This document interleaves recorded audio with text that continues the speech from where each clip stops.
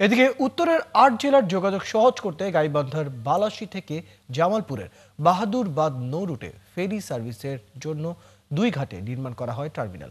ব্যয় হয়েছিল ১৪৫ কোটি টাকা, কিন্তু নাব্যতা সংকটের কারণে এই রুটে ফেরি চলাচল অনুপযোগী বলে জানায় নৌ পরিবহন কর্তৃপক্ষ বিআইডব্লিউটিএ। এরপর থেকেই পরিত্যক্ত পড়ে আছে টার্মিনাল দুটি। শামীম আল সাম্মর তথ্য ও ছবিতে প্রতিবেদন। ২০১৭ সালের একনেকের সভায় গাইবান্ধার বালাসীঘাট থেকে বাহাদুরাবাদ নৌ রুটটি চালু করতে ফেরিঘাট টার্মিনাল নির্মাণ প্রকল্প অনুমোদন দেওয়া হয়।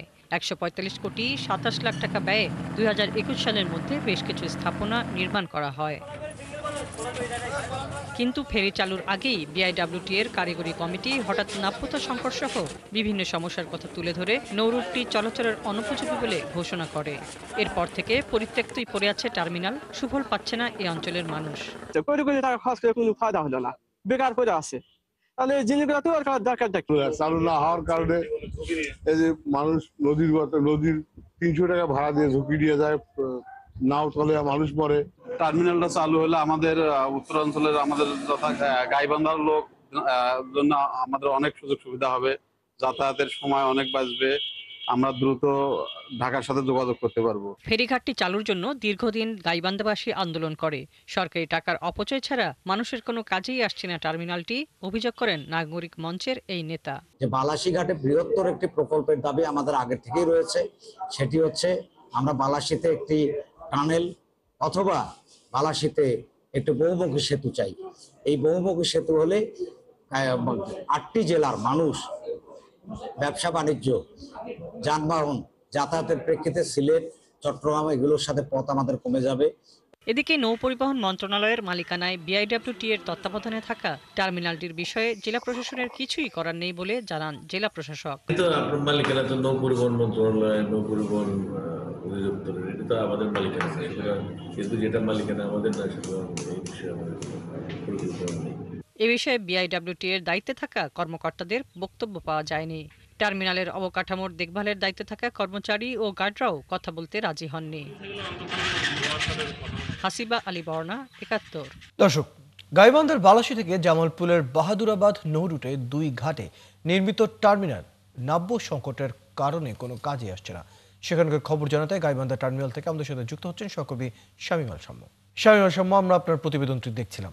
এত টাকা ব্যয়ের পরও টার্মিনালটি কেন পরিত্যক্ত হলো, এবং টার্মিনাল নির্মাণের আগে এই নাব্যতা সংকট নিয়ে কি আসলে কাজ করা হয়েছিল?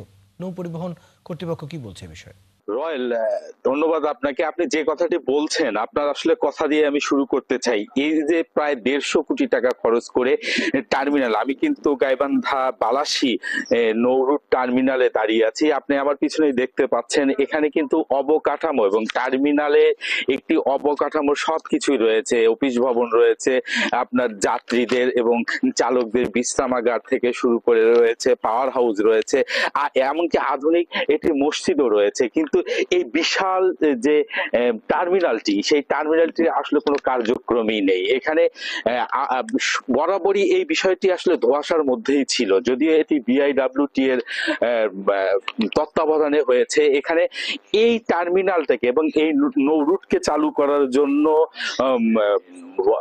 সে বছরের পর বছর শত শত কোটি টাকা ড্রেজিং করা হয়েছে। অপ্রকল্পিত এই ড্রেজিং এর কিন্তু কোনো কাজেই আসেনি, এবং সেটি আসলে এখানকার মানুষ দীর্ঘদিন অভিযোগ করছেন যে এই যে নৌ রুট চালু করার জন্য যে ড্রেজিং করা হয়েছে, শুধু টার্মিনাল না, শত শত কোটি টাকা। এবং সেই সময় এখানকার স্থানীয় যে প্রতিনিধি রয়েছিলেন, তাদের এক প্রকার তাদের যোগ সাজসেই এই আসলে লুটপাট করা হয়েছে।